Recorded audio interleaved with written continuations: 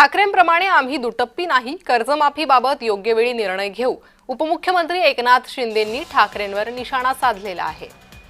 तर मदतीसंदर्भात बोलताना ठाकरेंवर उपमुख्यमंत्र्यांचा हा निशाणा, आम्ही ठाकरेंप्रमाणे दुटप्पी नाहीत, असं उपमुख्यमंत्री म्हणालेले आहेत.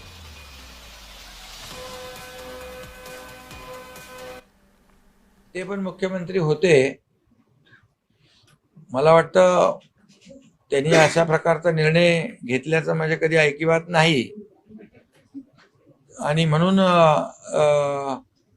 विरोधी सत्तेमध्ये असताना एक बोलायचं आणि विरोधी पक्षात असताना दुसरं बोलायचं, अशी दुटप्पी भूमिका आम्ही कधी घेतलेली नाही, आम्ही घेणार नाही.